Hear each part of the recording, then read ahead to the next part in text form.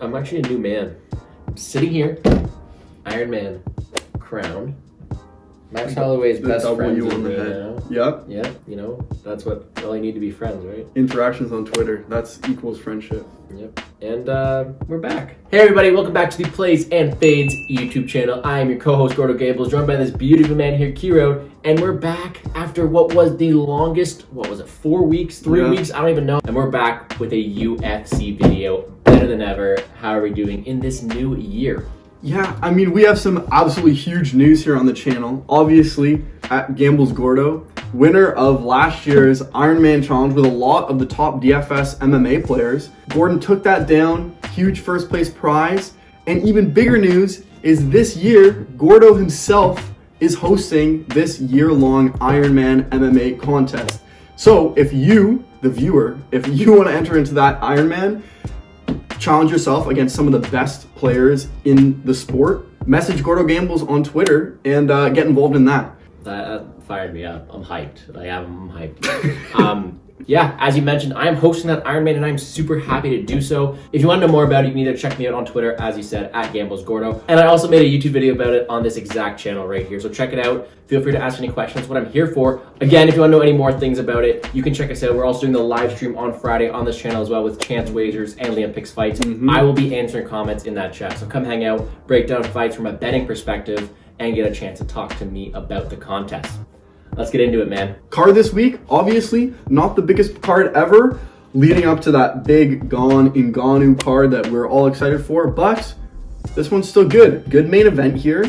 A card here that we have some opportunities to make some money on, especially after that long period of time without a card. A few things to note before we get into it, though. First things first, we're recording this on a Tuesday. The Holmes versus Pickett fight. Salaries are not out. I'm assuming they're going to be around the $8,600, $8,500 range for Holmes and a bit lower for Pickett. Also, we just got a replacement fight for Mr. Michel Pereira. Well, that was fun when it lasted.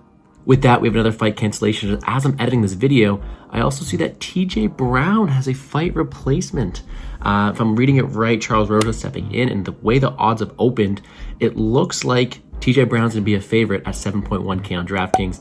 That is a steal. And even at that, if Charles Rosa is anywhere around that price tag as well, he has a decent, I think a better shot than the odds entail. I'm going to dig more into it and keep you guys updated, but even more reason to check me out on Twitter at Gordo Gambles to so you can see who I'm playing in this fight. One more time, TJ Brown at these odds on DraftKings. I think he's a really good play this week as an underdog as well. Let's get right into it. Our very first core play of the year 2022 is going to be Mr. Raw Dog Brandon Royval. Tell us a bit more about him.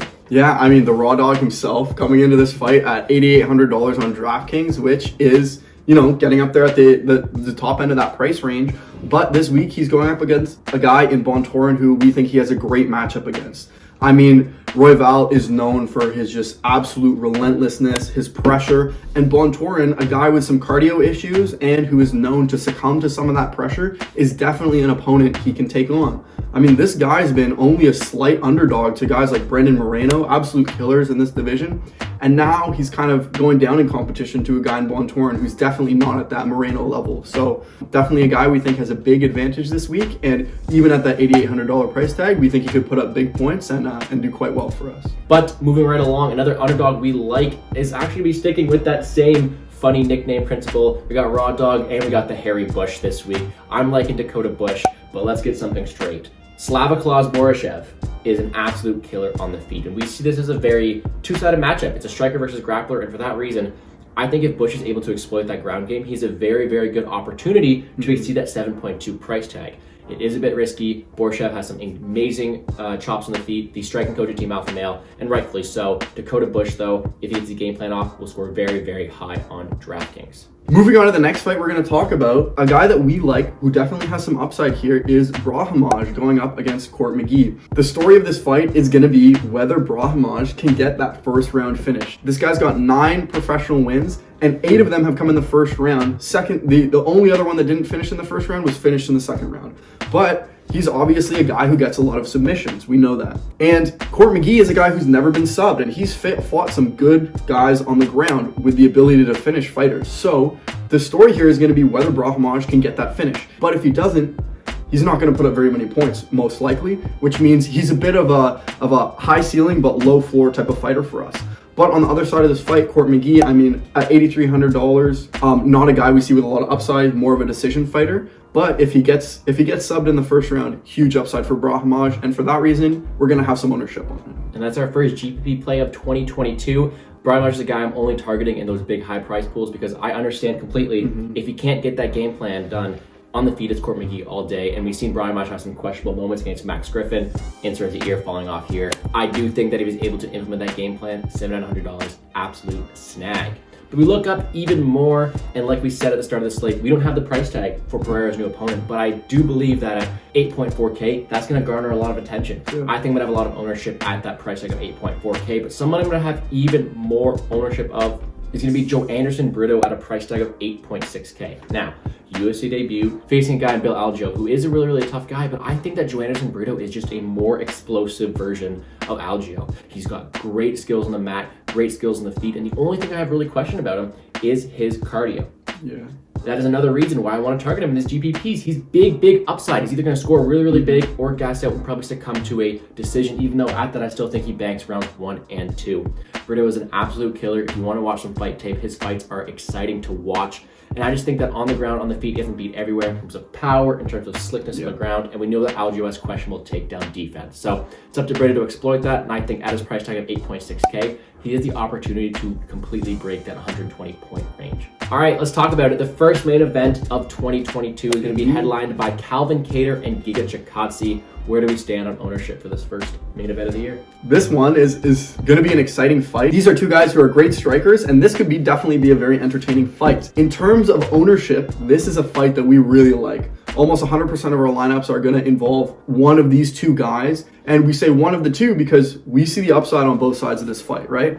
I mean, we know that Calvin Kattar is coming off a brutal loss to Max Holloway, and that means he's probably a little bit undervalued here. Giga Chikadze has power that Max Holloway didn't have, which means at $9,300, he could get that finish if Kattar wants to stand and just strike with him. However, Kattar at $6,900, I mean, this guy is a killer. He's going to be a little bit of a steal probably cutting into some of your lineups. If we had to choose a winner in this fight, we'd probably say Giga gets it done, but there's definitely a lot of upside here on the Kattar side of this fight. And so we're going to have ownerships on both sides, probably leaning towards Giga because we think he gets this win, but Kattar has value here. So this is a fight we really want to target. A lot of question marks around Giga. Rounds 4 and 5 are going to be new territory for him. Yeah. And he's relatively untested, but one thing we have to say is he's always improving, and I'm really excited to see how he looks in this fight because he definitely can put his striking to use against the striking defense of Calvin Kattar. But I would not count out Mr. Kattar at 6.9K. Let's wrap things up right here. Last thing to talk about, TJ Brown, 7.1K. Very questionable fight IQ, but I think he has a ground advantage against Mowgli here. And at 7.1K, another one of these players who are high upside. But if you want to talk about someone who we really like, I'm liking Kakramanov at 8.7K, facing a guy in Keller who's a vet of the sport, but I think that the youth for Kakramanov, he's dynamic, explosive, well-rounded.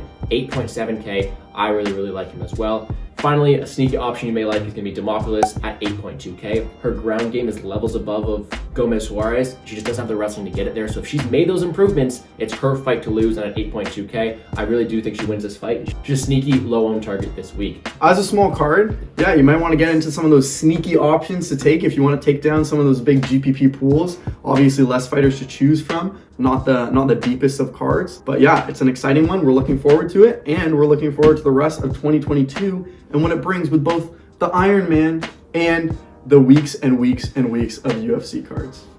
And with that, we are done the first UFC DFS video of the year. You can find us on Twitter at GamblesGordo, at PlaysFade. Make sure to leave a like and subscribe to the channel. We are putting out content this entire year for UFC and NFL. Video will be at Wednesday. If you're watching it on this Wednesday, tomorrow, Thursday, there is a Twitter space with me and the GOAT, Tajik Bey.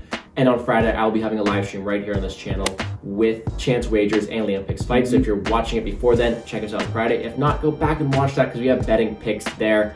As we mentioned, all video long, Iron Man contest this year. Sign yourself up. It'll be lots of fun. You will not regret it. Come take my money and my crown. Message me on Twitter at GamblesGordo to sign up and for more information. But with that, there's the entire slate done. I hope you guys enjoy it and see us back for UFC 270 where we have a lot in store for you guys. So make sure to like the video and let's make some money. Ding!